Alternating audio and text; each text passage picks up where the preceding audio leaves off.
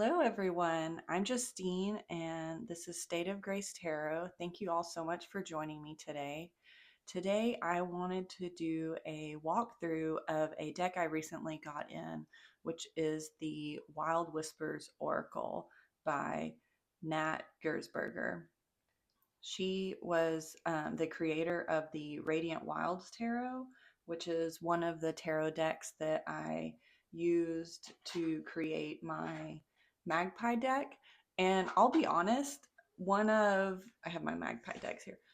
I love these cards so much, especially the ones I put in my Magpie deck, that I'm considering buying another Radiant Wilds Tarot just so I can, have that deck as a standalone and use that as well. I really enjoy when those cards come up. It's, a special little surprise. Sometimes it makes me really happy because I really resonate with the imagery. I think in my March, was it March? Yeah, I think in one of my most recent videos, I mentioned how I was kind of resonating right now with this desert theme. And I think part of it is, we're coming out of winter here and, the sun is starting to come out. And I'm really craving that, the energy from the sun. And so I'm looking for that in places where I can get it, maybe it's not outside. When I came across this on Amazon, I thought, oh, this is perfect. I really enjoyed the artwork. So I had to get it. It came in a couple of days ago and I have worked with it. I think I pulled a couple of cards yesterday, but I really enjoyed the setup of the deck. And so I thought it would be cool to share on my channel because I really thought it was interesting and unique. I haven't done a whole lot of deep dives with Oracle decks, so um, I definitely enjoyed how this one was structured and put together. So one of the things, this is Messages from the Desert. The box is really nice. So the back says Transformative Truths from the Wild. And this is really about listening closely and, really dives into the desert theme. And it leans heavily on transformation and a transformative practice. Like if you're going out and walking through the desert, and really going through a journey of self-reflection and transformation. It kind of strips away all the worldly distractions, and so you can get a really rich, deeper connection with yourself and the divine and whatever that means to you. And facing inner challenges as well as outer challenges if you're wandering through the desert, and really finding that inner strength to navigate through difficult circumstances. So I feel like this deck is really great for that. So it comes with in a tuck box. There's a little message on the lid. She, the desert. I call her, for I am she, but she is all. I really think that's beautiful. It has a really nice guidebook, which we'll get into in a second. And then the cards are a pretty nice size, kind of a standard oracle size. They fit pretty well. There's some gilding on the edges, but it's a really soft gold. It's not very garish at all. The artwork is pretty simple, collage-y artwork. I think this will go with quite a few decks that I'm using and have. So I'm really excited to play with a little pairing here and there, hopefully. One of the interesting things, so let's get into the guidebook. This is a really good guidebook. There's a lot here. The cards are numbered, fully illustrated with descriptions, very detailed descriptions. So it's really fun to work with. But you don't necessarily need the guidebook. I think these cards can kind of speak to you on their own. If you're someone who doesn't like to dig into the guidebook, this guidebook will just add depth to your practice, I feel like, or at least it'll add depth to mine. So one of the cool things is the deck structure. So since this is desert themed, it's the structure of the deck is in sun cycles, which I think is really cool. A lot of times we see moon cycles or other types of cycles, astrological cycles. But this one I think is really nice in that it's a sun cycle. And you could also think of that as, sun cycle is 24 hours. So you could really do some fast transformation here, right? You're repetitively going through the transformation process. I do think it's interesting. It starts at sunset and then sun nadir, which is the lowest point of the sun, so the darkest point of the night. And then we have the sunrise and then the sun zenith when the sun is at the highest point. So each of the cards, there's 44 cards in the deck, and there's 11 cards for each of these cycles in the deck, which is really cool.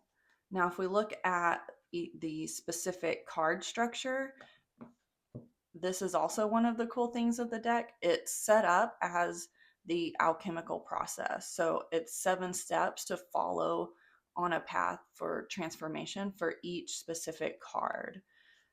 So the first, here, let's find one. Let's just flip to one. So 5, we have change. So we have whisper calcination. This is like a mantra or affirmation for each card. Then we have introspection, which is dissolution. And this is more of the card meaning what we need to dive deeper into and consider. Then we have the elements. These are our keywords. Element separation. It's the essential components that makes up what this card is saying and what we need to reflect on. Then we have embodiment or conjunction. This is something we need to do physically. It's something we can get out and do. So like for change, the embodiment or conjunction is dance. Turn up the volume on your favorite song and let each of your movements inform the next. Eliminate any pauses, finding fluidity in your body. Sway through stillness and perhaps even integrate some pirouettes. So I think it's really fun. It gives you something to do physically to get this card meaning more in your life, to bring it in and help that transformation. Then the next one for each card is practice or fermentation. This is something you do over and over again so that the practice becomes ingrained. Like in yoga, how we repeat the movements over and over again until it flows naturally with your body. So the practice for this one is recognize the many cycles that unfold within your day. Pause to notice what phases you experience more than once. Can you locate the onset of thoughts, the completion of a breath cycle, and the midpoint of a sentiment? If that's too abstract, it could simply be acknowledging the beginning of your workday, the middle of your lunch, and the end of your commute. So it's really taking a moment to notice and to pause and reflect and like bringing this practice into your day throughout your day or however long you're working with the card. And then the next one, we have the emblem or distillation. This is the essential substance. It's the symbol that you can take with you. So like for change, let's see, it's number 5. Let's get the card because I think the emblems are on the card. So the emblem for change is the leaf, and you can see the leaf on the card.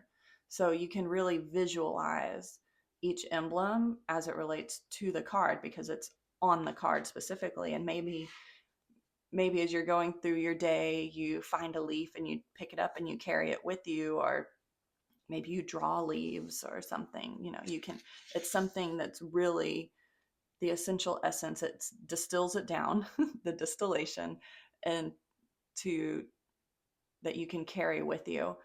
And I think that would be great as part of the practice, because every time you see or and reflect on this emblem that you have with you, you can do your practice, maybe like it can kind of help. And then we have the integration or coagulation, which I think is really cool. This is the essence or the meaning, how you're connecting with the higher consciousness. So it's a poem or a reflection. It's really how can you feel the card meaning and really integrate it within you in your transformative process. So I think it's really a cool guidebook. Not that you need the guidebook, but I think it can really help a transformative process. And I think that it's something that I will be using, but it's not something that's needed, every day. Sometimes your practice, you just need, I don't want to say get in and get out, but it needs to be a little bit quicker, more surface level. But sometimes when you have time and energy, it's nice to dive deeper. And so I honestly think this is going to become one of my favorite oracle decks, just having flipped through it and looking in the guidebook. It's really fun. So I wanted to flip through some cards. Let's zoom in a little bit.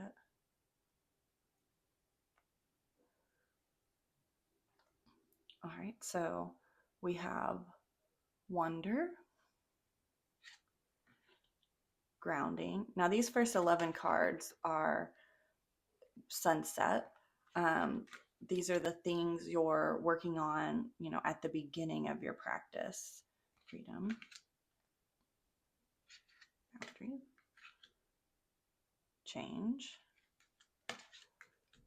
wildness, foresight, balance, we have ease, nuance, and volume. So I do think that those speak to kind of the things that you're dealing with at the beginning of a journey, or the beginning, like maybe of your meditative practice. I do think the keywords fit with the cycle. The next cycle is sun nadir. The sun is at the lowest point. In the guidebook, it says this is when the desert becomes very active, but as humans, we rely on our intuition. So these cards are more internal, like we're starting to turn internal and see within and work on a more intuitive level. So we have trust, magic, solitude, intuition, purpose, depth, energy, resonance, forgiveness, repetition, and renewal. The next cycle is the sunrise. This is when the desert animals start to retreat, and we're starting to recognize our full potential as part of our transformational process. So we have hope, awareness, beauty, presence. Oh, I love that blue. Peace, honor, intent, effort, flexibility, play, and connection. I think those keywords are really interesting, and they do fit for me within like the sunrise and feeling the building up of all the practice that you've done and the transformation. The next 11, the last 11, are when the sun is at its zenith, the sun is at its highest. I feel like these cards are about fully embracing the power within you and projecting outwardly. It's time to work hard. Like, we've done all this work, and now it's time to go forth and use what we've learned. So we have simplicity, expression, slowness, impact,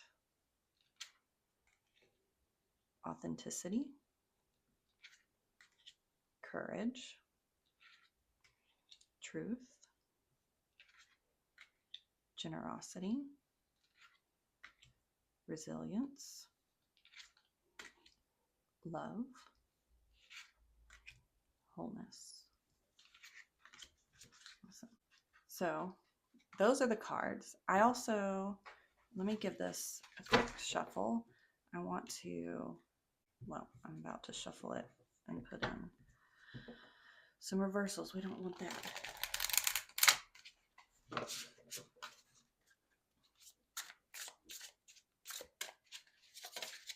I want to play with some pairs. I have a couple of decks that I think will be good for this deck as a pair. So let's zoom back out a little bit.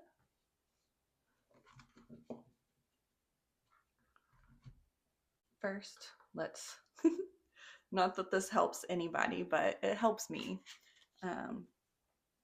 put my Magpie deck out with it.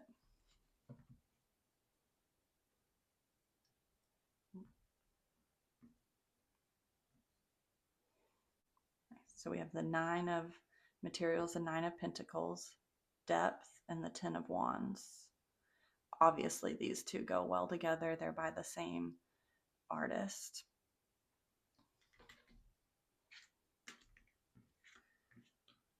Strength, solitude, and the 8 of swords.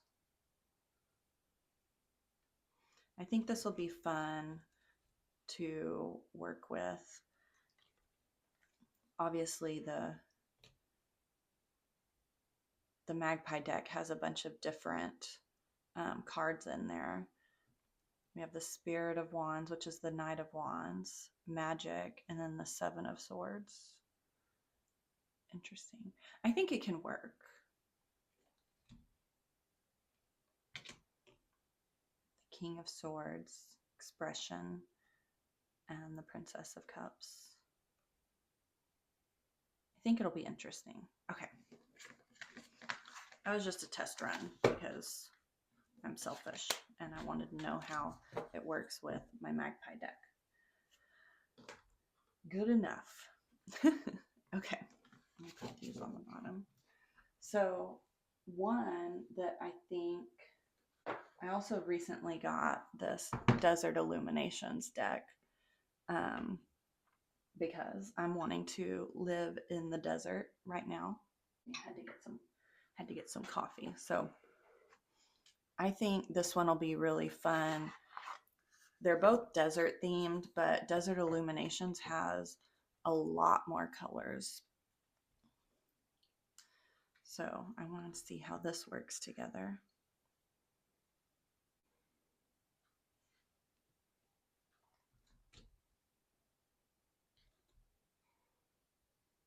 Knight of Cups and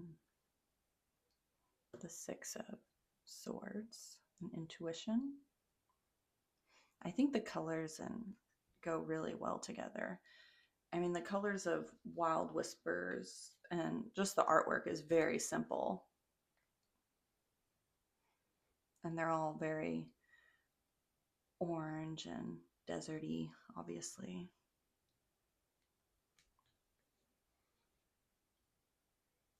Two of Cups, Page of Wands, and Ease. So I think this one will work well.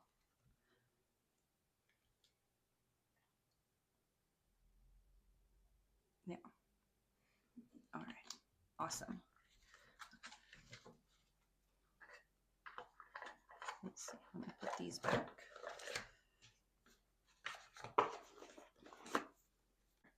All right. So another deck that I really want to see how it works with is Serpentfire.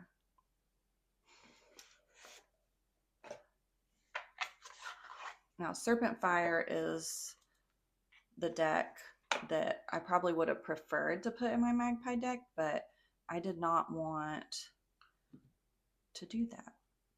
I wanted a mass market deck for my Magpie deck, and this one, you know, to be on its own a bit. So let's see how it works together. The Five of Pentacles, Nuance, the Three of Swords. Very interesting.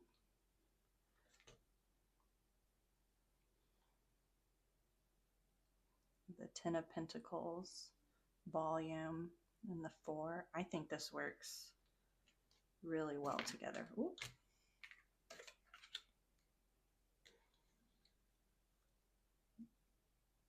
We have Wonder, Ace of Cups, and the Tower.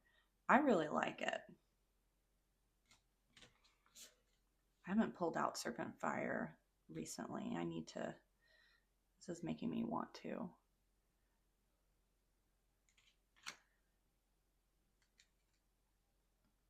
The Ace of Wands, Grounding, and the Page of Cups.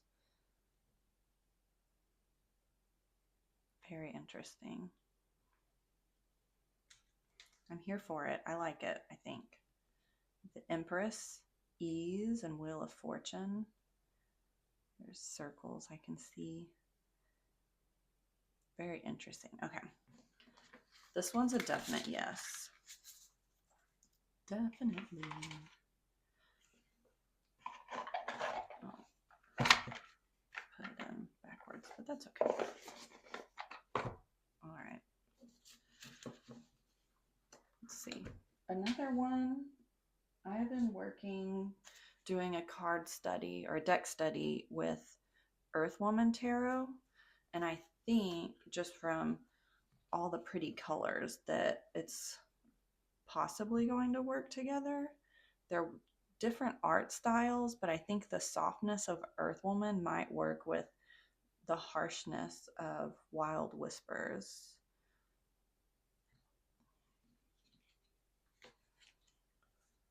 We have Four of Pentacles, Intuition, and the Five of Swords.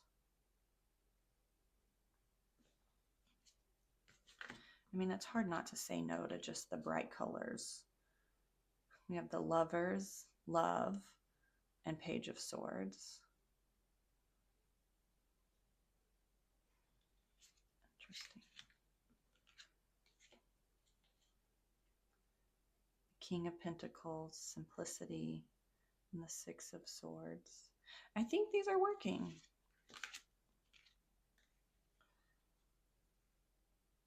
Interesting. Chariot, Connection, and the Star. I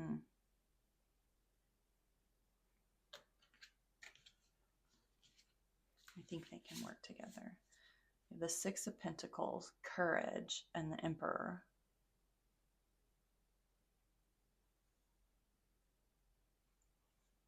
Yeah, maybe so.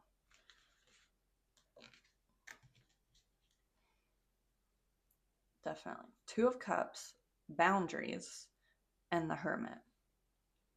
I mean, come on. Okay. That's a yes. That's a yes for me. All right, let's put this up here. Let's see. One other one that I don't know how exactly this will work, but I was thinking just from a color perspective that the Gentle Tarot might be one that could work with this deck.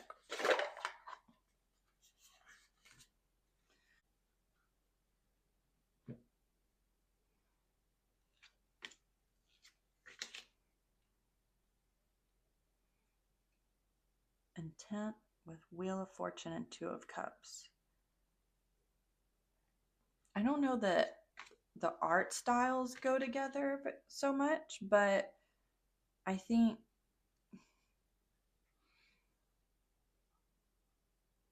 there's something interesting with the,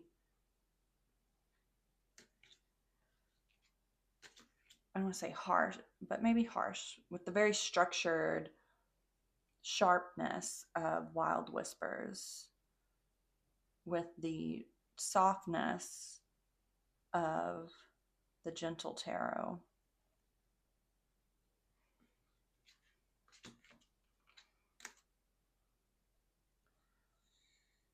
Three of Wands, balance, and strength.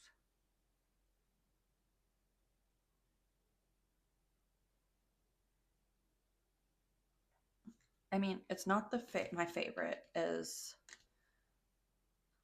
of the ones that I've played with. Not my favorite pair.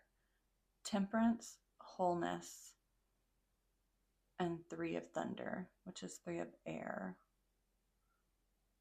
or the Three of Swords.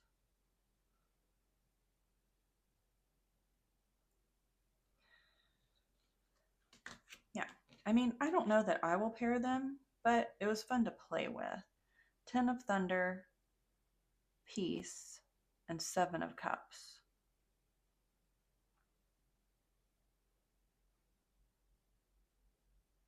I mean, maybe you can do like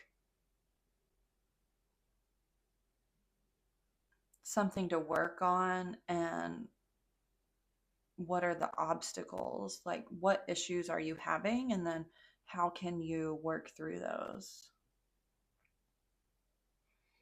It's interesting. I think